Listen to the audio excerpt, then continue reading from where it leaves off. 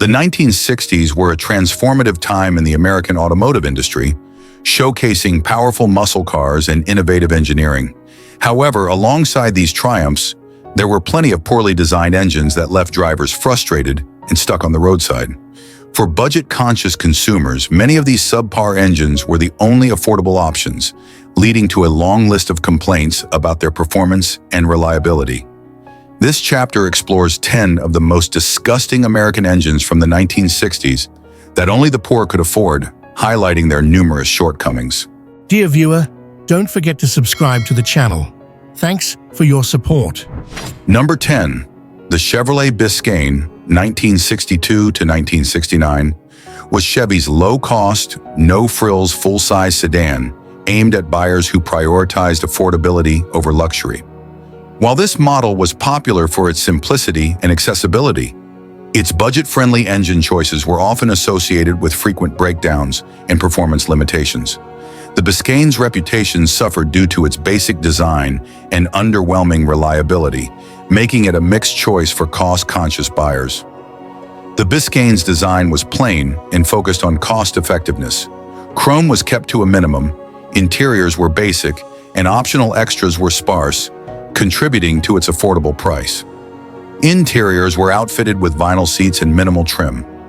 Luxury features like power windows, air conditioning, and advanced audio systems were not offered in most configurations. The Biscan had a straightforward exterior design with little ornamentation. Chevy reserved stylish elements like chrome accents and bold grills for more premium models like the Impala. Engine options were limited to basic, lower output versions of Chevrolet's lineup, with a focus on keeping production costs low. The Biscan's engine options were aimed at providing economical power, but budget-oriented designs led to frequent reliability issues. Horsepower. 140 horsepower. This engine was chosen for its affordability and fuel economy, but its basic design and lack of refinement resulted in frequent breakdowns and poor performance under heavy loads. Horsepower. 150 horsepower. Introduced as a slightly more powerful option, but the engine was plagued by overheating and gasket issues that led to reliability concerns. Horsepower. 195 horsepower. This engine was better suited for higher performance, but came at a higher price. Even so, it was known for oil leaks and piston ring wear, which could lead to increased oil consumption. Horsepower. 250 horsepower. Available as an optional upgrade, but it faced similar issues to the 283 Ci, with problems like valve wear and poor fuel efficiency. The Biscan's engines, particularly the inline sixes, were frequently associated with reliability problems. These engines often had simplified designs and cheaper materials that prioritized low production costs over durability. The inline six engines had a tendency to overheat, especially when pushed hard or loaded down with passengers and cargo. The lower quality gaskets used in these engines often failed prematurely, leading to coolant leaks and overheating. The V8 engines were particularly prone to oil leaks, often caused by worn-out piston rings and aging valve seals, requiring constant oil top-ups. Engine timing issues and valve wear were common in both six-cylinder and V8 engines, leading to rough idling, engine knocking, and reduced longevity.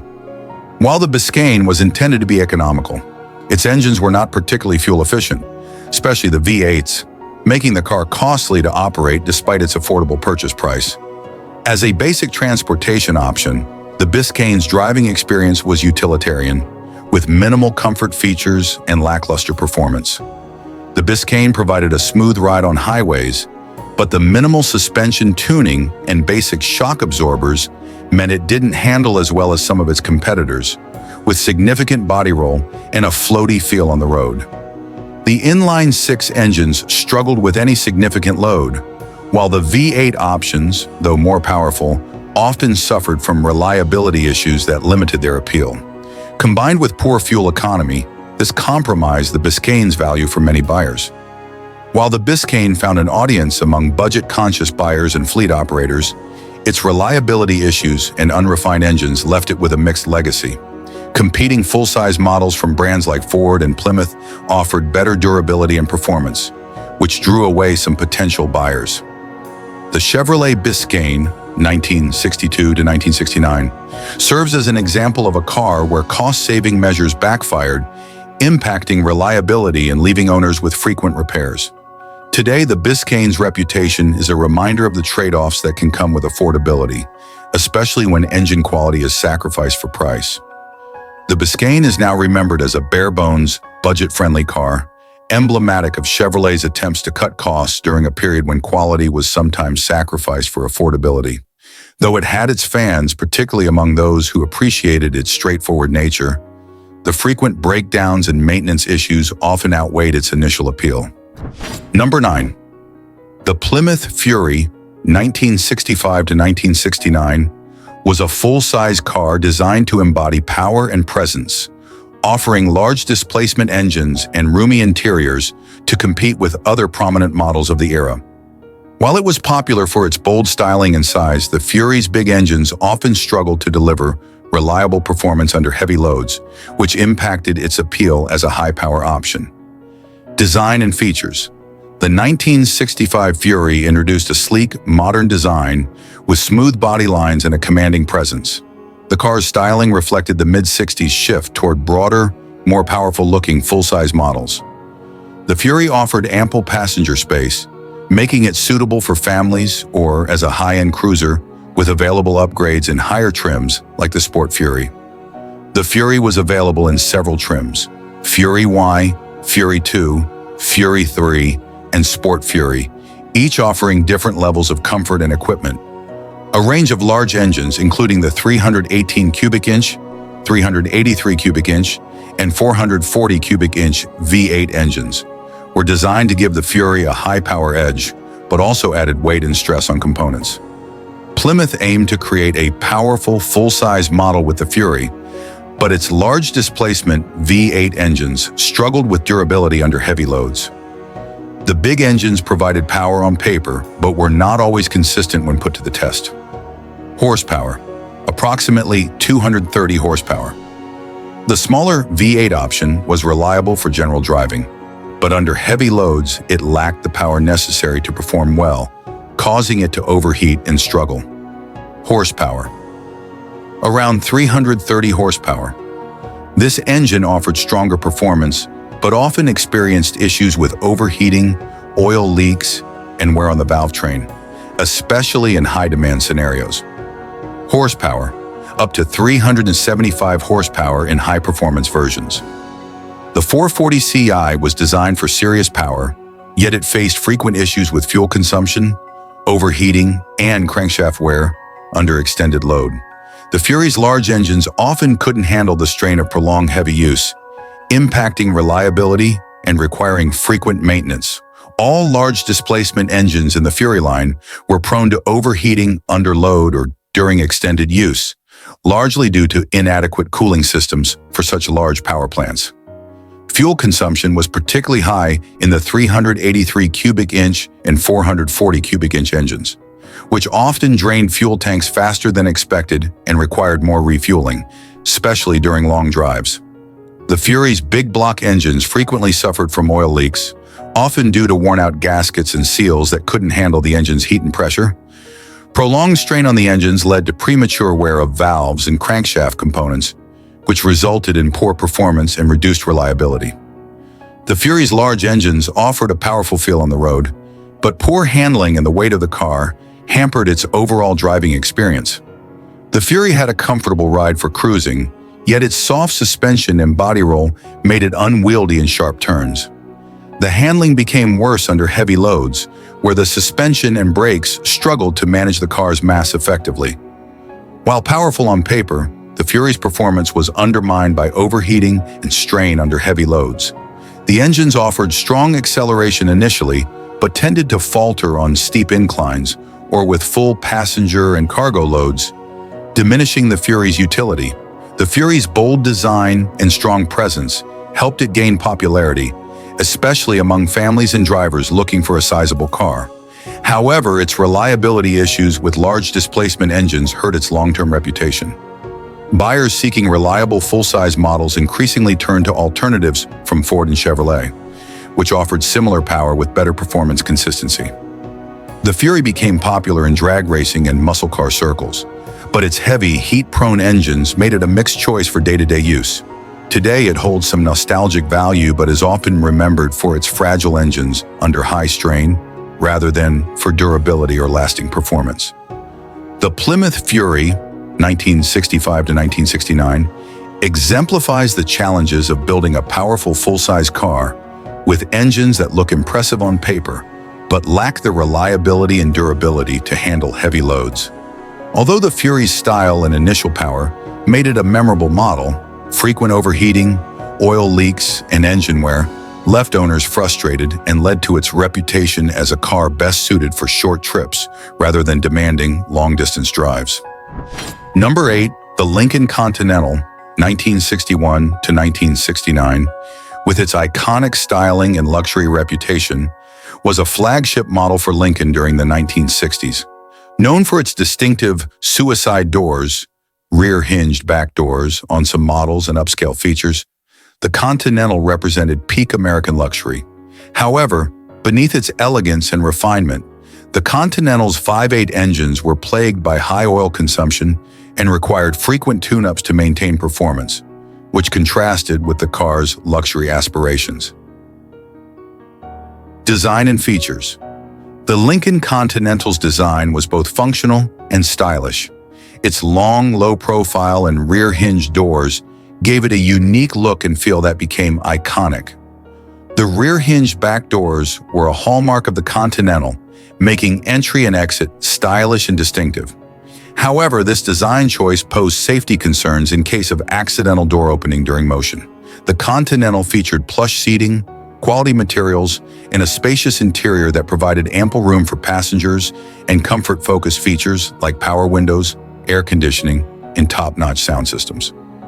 The Continental convertible was a standout in luxury with a fully automatic soft top that folded into the trunk, giving the car a clean look when the roof was down. However, this convertible system was complex and often required expensive maintenance. Lincoln offered large displacement V8s to give the car a smooth, powerful ride that complemented its luxury image, though these engines often encountered performance and reliability issues. Engine options and reliability issues. Lincoln prioritized a powerful, smooth drive experience in the Continental by equipping it with large displacement V8 engines. But these engines faced significant maintenance challenges. The 430 Ci was designed for a quiet, powerful ride, but often had high oil consumption, with owners needing to check and refill oil frequently. The engine also demanded regular valve adjustments to avoid wear.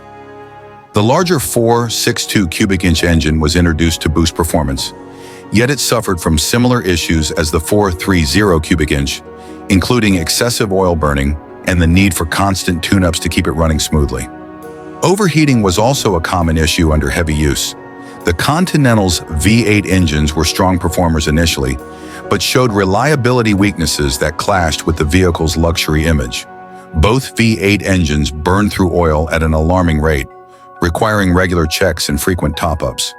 This issue was due to inadequate oil control rings and aging valve seals that couldn't handle the engine's high operating temperatures. To maintain smooth operation, the Continental's engines required frequent tune-ups for adjustments to the carburetor, ignition timing, and valves. The need for such regular maintenance was inconvenient and costly, especially for a luxury car. The large engines in the Continental often suffered from overheating, especially in warmer climates or under load. This was partly due to an undersized cooling system that struggled to manage the engine's high output. Ignition and electrical problems. Early 1960s models frequently encountered ignition issues due to an unreliable distributor and coil system, leading to misfires and poor starting performance, particularly in cold weather. The Lincoln Continental was built to deliver a smooth and stately ride. It excelled at gliding down highways, but its weight and the engine's quirks made it cumbersome in other scenarios. The Continental offered a smooth, comfortable ride with excellent noise insulation and a soft suspension that absorbed road imperfections, ideal for cruising. However, body roll and limited agility made it difficult to handle on winding roads or in city traffic. While powerful on paper, the Continental's V8 engines often felt less responsive due to the car's weight, especially as engine issues began to emerge. Owners found the car less dependable for everyday driving or long trips without frequent maintenance. The Lincoln Continental from 1961 to 1969 is considered a classic American luxury car, praised for its iconic design and spaciousness. It had a loyal following and was even used in government fleets, but reliability concerns, especially with the engine's oil consumption and constant need for tune-ups, left some buyers disappointed. In later years, more advanced competitors began to draw customers away with improved engine reliability and similar luxury features. Despite these issues, the Continental's unique design and presence have made it a collector's item today, appreciated more for its historical value than its day-to-day reliability. The Lincoln Continental, 1961 to 1969, is remembered as a blend of classic style and luxury, with the iconic suicide doors and plush interiors. However, its large V8 engine's thirst for oil and need for regular tune-ups make it a challenging choice for anyone looking to drive it regularly. Number 7. The Plymouth Barracuda, 1964 to 1969, initially launched as a fastback model based on the Valiant platform, was Plymouth's answer to the growing demand for sporty, compact cars in the 1960s. Although it boasted a unique, wrap-around rear glass and a distinctive look, early Barracudas were hampered by underpowered engines that struggled to keep up with other emerging muscle cars. The Barracuda stood out for its design, especially in the early years, thanks to its large curved rear window, which was a signature feature in the fastback models. The 1964 to 1966 Barracudas featured a large wraparound rear window that gave the car a unique look and significantly more rear visibility. However, it also contributed to heating issues in the cabin on sunny days due to increased solar gain. The Barracuda's interior, particularly in the early years, was heavily based on the Plymouth Valiant, with basic features and few luxury options, positioning it as more of a sporty compact than a high-performance car. By 1967, Plymouth offered the Barracuda in multiple body styles, fastback, hardtop, and convertible, which broadened its appeal and helped it differentiate from the Mustang. To keep up with demand for power, Plymouth introduced larger V8 options after 1965, which gradually improved the Barracuda's performance and positioned it closer to the emerging muscle car image. Early models of the Barracuda were marketed with economy and style in mind, which translated to limited power options. The initial engines were underwhelming, which led to a lackluster driving experience. Horsepower, approximately 145 horsepower. The 225 cubic inch Slant 6 was reliable and fuel efficient but seriously underpowered for a sporty car. It provided sluggish acceleration, particularly compared to emerging V8 powered competitors. 273 cubic inch V8, optional in 1964, standard later. Horsepower, up to 235 horsepower in the high-performance Commando version. The 273 cubic inch V8 was the first attempt to give the Barracuda more power. While the Commando version helped, it still lagged behind muscle cars from other manufacturers. By 1967, Plymouth offered the 383 cubic inch big block V8 to address performance complaints, but the Barracuda's small frame in tight engine bay limited airflow and often led to overheating. The Barracuda's early models struggled with issues that undermined its potential as a performance car. The original 225 cubic inch six-cylinder and base 273 cubic inch V8 engines couldn't provide the speed or acceleration that buyers expected from a sporty model, which hurt the Barracuda's competitive appeal. Models equipped with the 383 cubic inch V8 encountered frequent overheating, largely due to limited cooling capacity in the compact engine bay. The Barracuda's interior, especially in the early years, was Spartan and didn't match the premium feel of some competitors, making it feel less refined as a sporty car. While the wraparound rear window was an iconic feature, it also led to interior heating issues on sunny days, as the large glass area allowed significant sunlight in.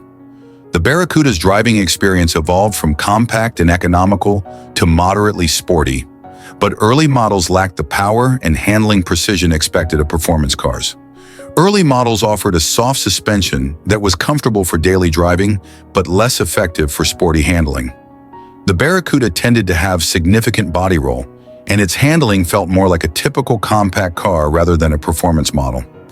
While later models with the 3.83 cubic inch V8 improved acceleration, the early inline-6 and 273 CI V8 engines lacked power, resulting in modest performance that left buyers seeking more excitement disappointed.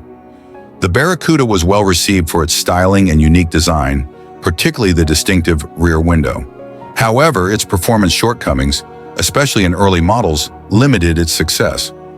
By the end of the 1960s, the Barracuda had carved out a place in the pony car market, but it lagged behind more powerful rivals.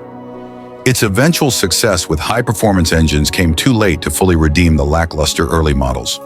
However, the Barracuda would go on to find greater popularity in the 1970s as a true muscle car, especially with the introduction of the more potent E-body models in 1970.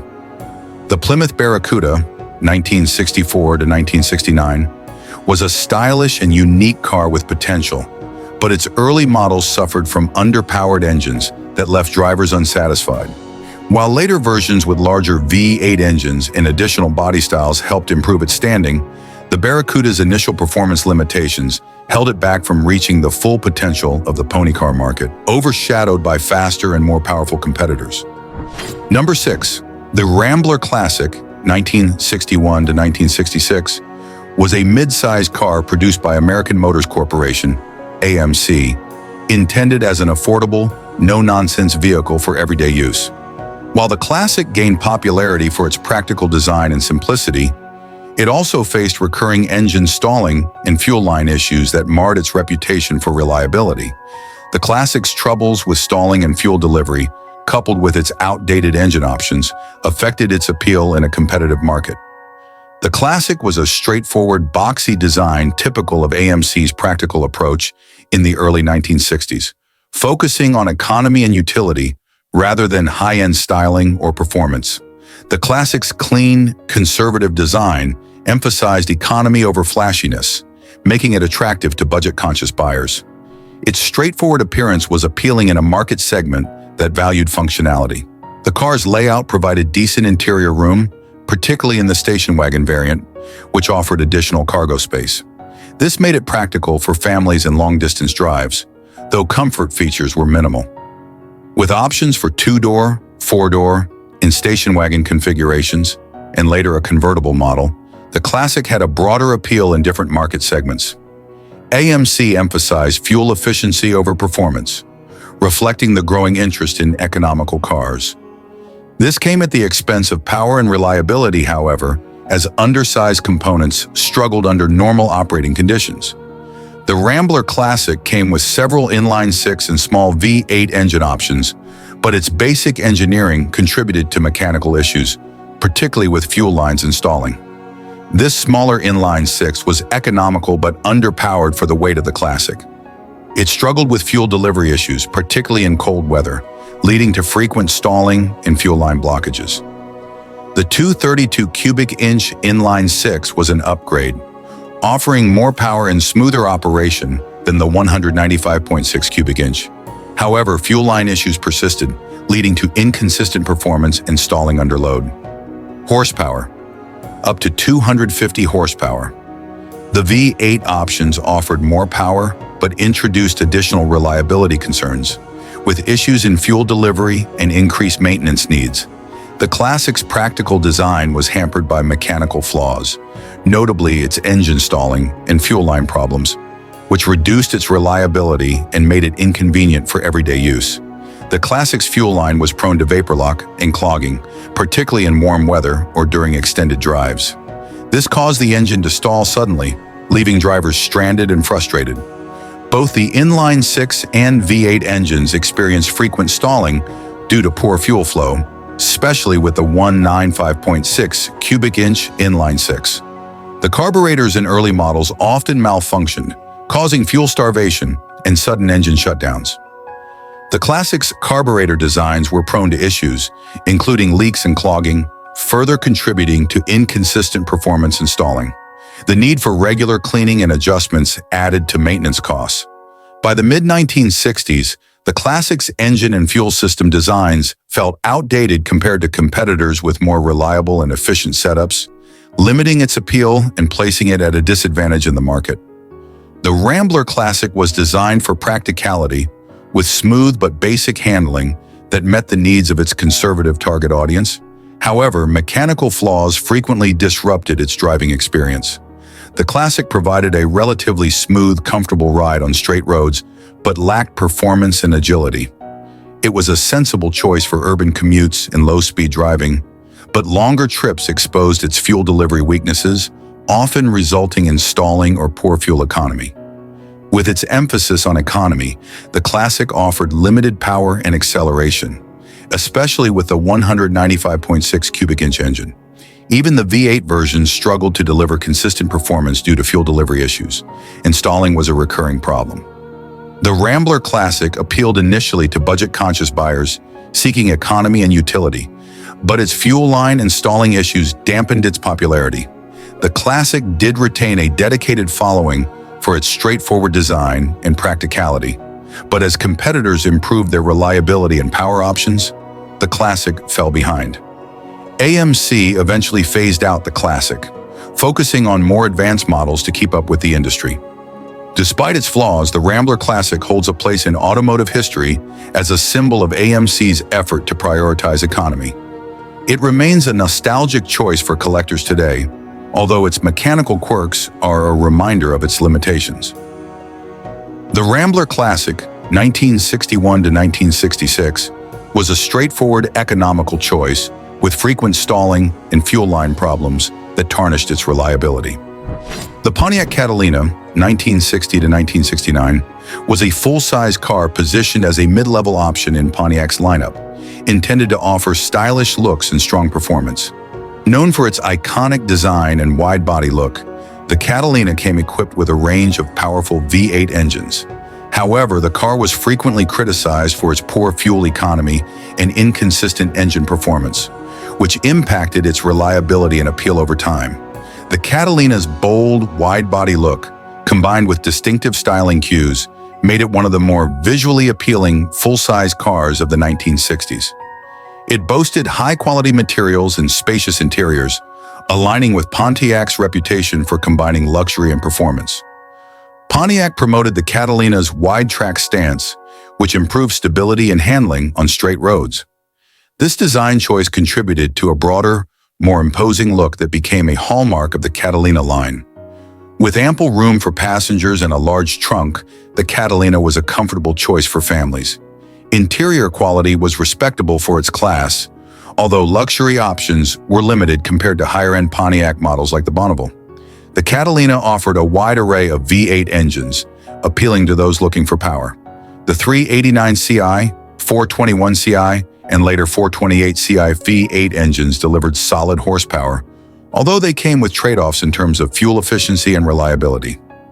The Catalina's numerous V8 options provided buyers with performance variety, but the engines were notorious for inconsistent performance, particularly in terms of fuel delivery and emissions. The 389 V8 was powerful for the era, but had a reputation for excessive fuel consumption. Variants with higher horsepower were especially inefficient, making them costly to operate. Horsepower, up to 376 horsepower. The 421 was available in higher performance versions, including a tri-power version with 3 two-barrel carburetors. While powerful, it had issues with inconsistent carburetor performance and fuel delivery, often requiring constant tuning. Horsepower, 360 to 390 horsepower. The 428 offered impressive power, but continued the trend of poor fuel economy, and overheating became an issue under heavy loads, impacting its long-term reliability. The Catalina's powerful engines contributed to its reputation as a performance car, but the high fuel consumption and reliability issues caused headaches for owners. The Catalina was a gas guzzler, especially with larger V8 options. Combined with inconsistent engine performance, this led to frequent and costly fuel stops, making it less practical as fuel prices increased through the decade. Models equipped with high-performance carburetors, especially the tri-power 421 cubic inch, suffered from poor carburetor synchronization. This led to uneven fuel delivery and inconsistent acceleration, requiring regular maintenance to maintain performance. Larger engines like the 421 cubic inch and 428 cubic inch V8s often experienced overheating, particularly in hot weather or during extended use. Inadequate cooling systems for such large engines led to frequent breakdowns, especially if the vehicle was pushed to its limits. To keep engines running smoothly, owners needed to conduct regular tune-ups.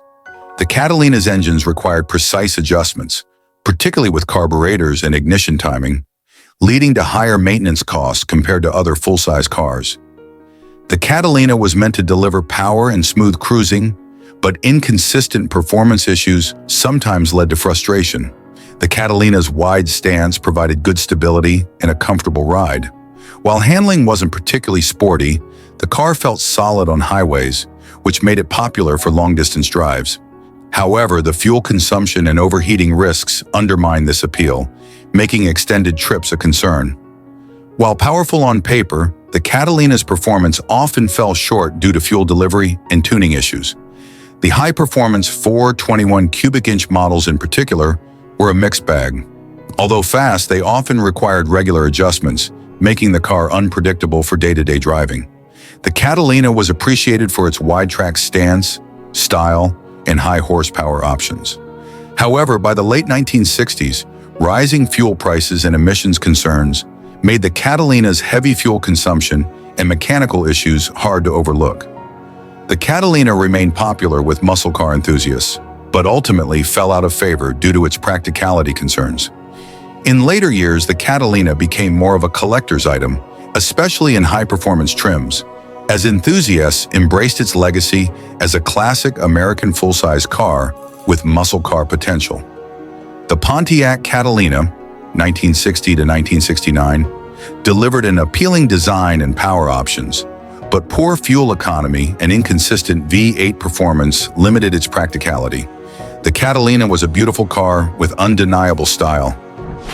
The Ford Galaxie, 1960 to 1969, was a staple of Ford's full-size car lineup, aiming to combine style, comfort, and performance in an affordable package. The Galaxie gained popularity for its sleek design and spacious interior, especially in its sportier models, but entry-level versions were plagued by powertrain issues, most notably frequent engine misfires. These mechanical problems, coupled with quality inconsistencies, marred the experience for many drivers, particularly those who opted for the base engine offerings. Design and features.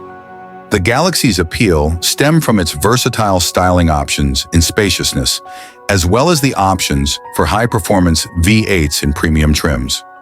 Lower trim models had fewer amenities, contributing to their lower price point, but also to their mechanical problems and lack of refinement.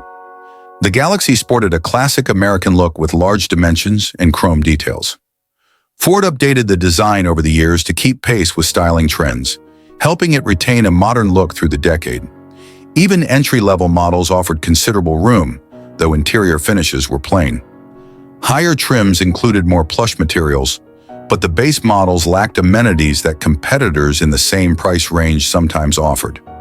The Galaxie was available with a wide range of engines, from base inline-6 units to high-performance V8s. However, it was the lower-end six-cylinder and small-block V8 engines that frequently suffered from misfires and required frequent adjustments. The Galaxie's entry-level models typically came with either the 223 cubic inch inline-6 or the 289 cubic inch V8, while the larger engines like the 390 cubic inch and 427 cubic inch V8s in higher trims delivered power and excitement. These base engines were often underpowered for a vehicle of the Galaxie's size and were prone to misfiring and stalling issues. While economical, the inline-6 was often inadequate for the weight of the Galaxie, leading to sluggish acceleration. It was also prone to frequent misfires, likely due to fuel and ignition system flaws that required regular tuning to maintain consistent performance. The 289 V8 offered slightly more power, but suffered from rough idling and misfiring issues, especially as emissions restrictions tightened toward the end of the decade. These engines provided the power the Galaxy's bulk needed, but they came with significant fuel consumption and maintenance costs, often reserved for the more expensive Galaxy 500 and 500 XL models. This powerful engine was available for racing enthusiasts, offering excellent performance, but at a significant price and with lower reliability in everyday use. While higher performance Galaxies fared better, the entry-level models often encountered powertrain issues that diminished their reliability, especially as they age. Both the inline-six and small-block V8s had ignition problems, often resulting in engine misfires. Poor carburation and outdated ignition systems were often the culprits, requiring frequent adjustments to keep the engines running smoothly. Many entry-level Galaxies had problems with rough idling due to inconsistent fuel delivery and ignition timing. This sometimes led to stalling at low speeds, which was particularly problematic in urban settings. While some models were equipped with Ford's reliable Cruise-O-Matic automatic transmission, entry-level models with manual transmissions often experienced premature wear, particularly with the clutch system adding to the maintenance needs. The Galaxy was also known for rust issues, particularly in humid or snowy climates. Lower trims with fewer protective finishes were especially susceptible, causing body deterioration and sometimes impacting structural integrity. The Galaxy's lower-end models provided an adequate but uninspiring driving experience. The heavy frame combined with underpowered engines made acceleration sluggish, and the constant misfiring issues made it difficult to enjoy the ride consistently. The car handled well on straight roads but felt clumsy around sharp turns due to its bulk. The low-output engines meant the Galaxy lacked the agility and pep of some competitors, though it was generally smooth at cruising speeds. Even in their prime, entry-level models struggled to maintain consistent performance. The frequent misfires and stalling issues hampered acceleration and made highway driving challenging, especially for models equipped with the smaller six-cylinder engine. Despite its issues in entry-level trims, the Galaxy maintained a strong market presence due to its style, spaciousness, and performance in higher trims. The reliability issues didn't deter fans, especially those who valued appearance and comfort over raw power. By the end of the 1960s, the Galaxy became a collector's favorite, particularly the sportier Galaxy 500 and 500 XL models, though entry-level models often ended up as budget buys with a reputation for mechanical headaches. Number 3, the Dodge Phoenix, 1960 to 1961, was a full-size car initially introduced as an Australian version of the American Dodge Dart, but it retained similar traits, including some of the Dart's mechanical flaws. Equipped with unreliable V8 engines, the Phoenix was notorious for weak components and frequent fuel pump failures, which hindered its reliability and made it a frustrating option for drivers seeking dependable performance. The Dodge Phoenix adopted many design elements from its American counterparts, showcasing a broad, sleek body style with an emphasis on chrome detailing and an expansive interior. While it visually aligned with other Dodge models of the era, it was held back by a lack of durable mechanical components. With its bold grille, tail fins, and chrome accents, the Phoenix represented quintessential American design. For Australian buyers, it was an eye-catching choice compared to domestic options, though the styling alone wasn't enough to offset its reliability concerns. The Phoenix's roomy cabin was ideal for families and long drives, with comfortable seating and a large trunk. The interior materials, however, were of mixed quality, with some elements prone to wear over time. The Phoenix came with a range of V8 engines, which theoretically provided power, but in practice suffered from serious mechanical weaknesses that compromised performance and dependability. The Phoenix's V8 engines were its Achilles heel, as they were built with weak components that often led to fuel pump issues and other reliability problems. These engines were notorious for breaking down unexpectedly and were costly to repair due to frequent part replacements. While decently powerful, the 318 V8 was plagued by fuel pump issues that led to frequent stalling and difficulty starting. The engine often failed to deliver consistent fuel pressure, leading to performance drops and unexpected breakdowns. The larger 361 engine offered more power, but was still affected by the same component weaknesses. The fuel pumps, carburetors, and other key parts were prone to malfunction, often requiring frequent adjustments or replacements. The Phoenix's engines struggled to maintain performance under regular use, often succumbing to component failures that impacted its reliability and made it an expensive car to maintain. One of the most notable issues was the Phoenix's tendency to suffer from fuel pump malfunctions. These failures disrupted fuel delivery, leading to poor performance, frequent stalling, and in some cases, complete breakdowns. Both the 3.18 cubic inch and 3.61 cubic inch engines were built with relatively weak materials, which led to issues such as excessive wear on engine components. Drivers frequently reported problems with gaskets, valves, and carburetors, which required constant maintenance to prevent further breakdowns. While not unusual for the time, the Phoenix's fuel economy was worsened by its faulty fuel pump and other engine issues, making it even less economical as a full-size car. This was a drawback for drivers who expected reasonable running costs. The Phoenix was also known to experience issues with its automatic transmission, which suffered from hard shifts and occasional slipping. This further added to its reputation as an unreliable choice in the full-size market. While the Phoenix had a solid, commanding presence on the road, the driving experience was marred by its engine troubles and frequent fuel pump failures. As a result, it was difficult to trust the car for longer trips or regular commuting. The Phoenix's wide stance and full-size build made it stable on highways, providing a comfortable, smooth ride when everything was working correctly. Unfortunately, mechanical breakdowns often disrupted the experience, especially if the fuel pump issues surfaced mid-drive. Despite its V8 power, the Phoenix was far from a high-performance vehicle. The frequent fuel delivery issues made it sluggish and unresponsive, with frequent stops for repairs impacting its utility as a reliable daily driver. The weak components and constant tune-ups needed for the fuel system ultimately diminished its performance appeal. Initially, the Phoenix attracted attention in the Australian market for its American styling and V8 performance options. However, its reputation quickly soured as its reliability issues became apparent. The Phoenix struggled to compete with other full-size cars that offered better durability, and its high-maintenance demands alienated buyers seeking a dependable vehicle. Today, the Phoenix is remembered as a visually striking but mechanically flawed car that highlighted the challenges of adapting American car models for international markets. It's rarely seen in collections, given the extensive upkeep needed to keep it roadworthy, but it remains an interesting footnote in Dodge's international history. Number 2. The Chrysler Windsor 1961 was positioned as a full-size upscale sedan with a classic American design and Chrysler's promise of power. Despite its large displacement engines, the Windsor struggled with underwhelming performance and rapidly outdated technology, making it less appealing over time as competitors advance. Chrysler attempted to market it as a powerful, luxury-oriented car, but the Windsor ultimately lagged behind in both performance and innovation.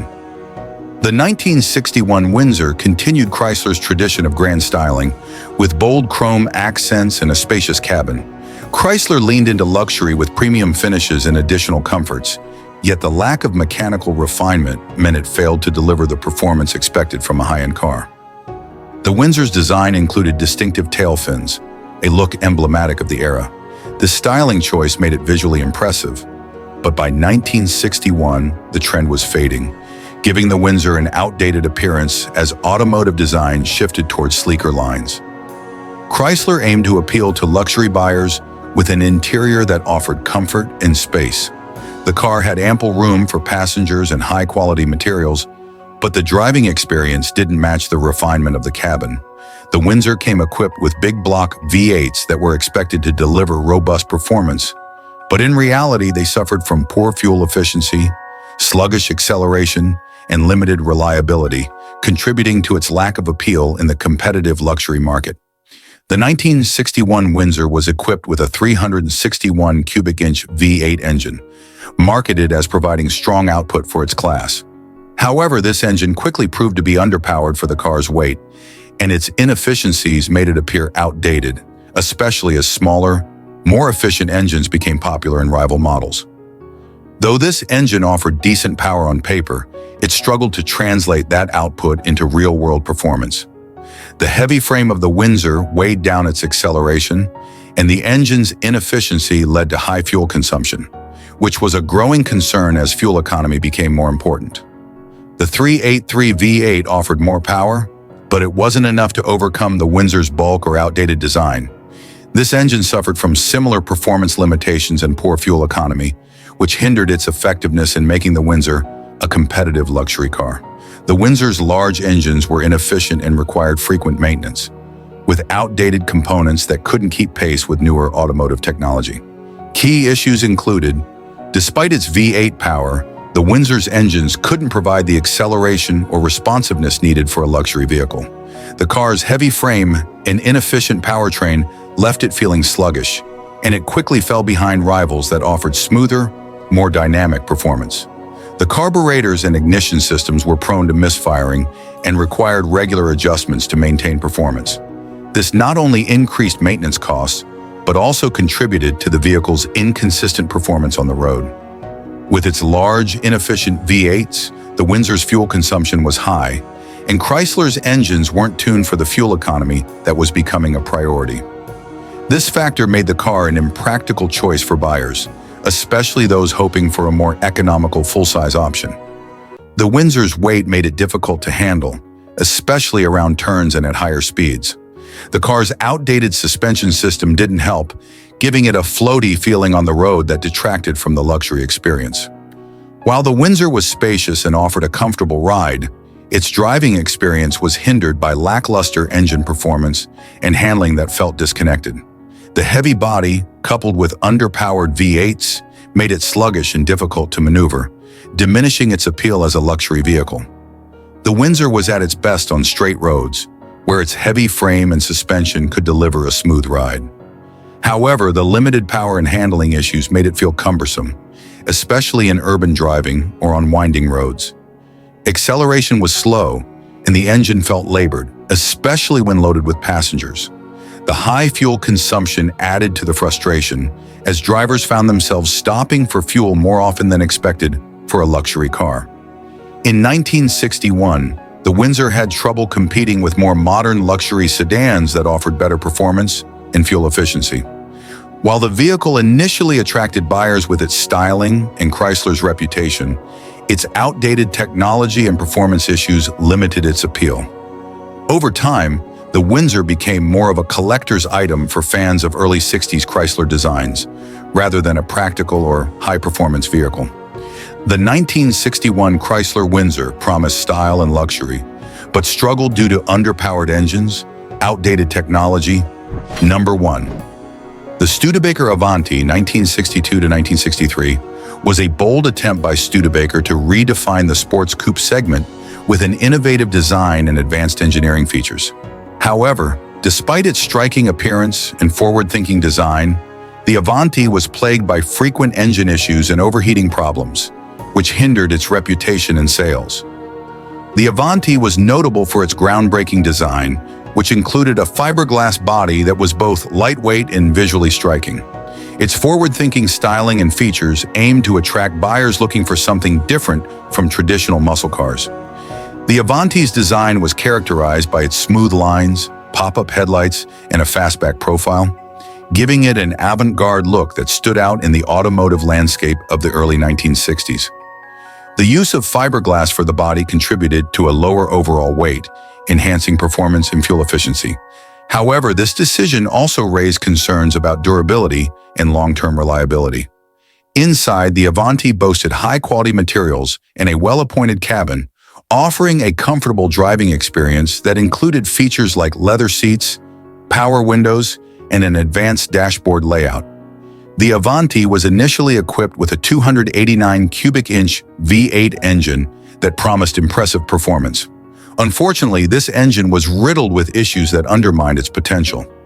Although the 289 V8 offered respectable power on paper, it suffered from overheating issues, which were exacerbated by the car's design and cooling system limitations. Many owners reported persistent engine problems, including oil leaks and cooling failures, leading to frustrating ownership experiences.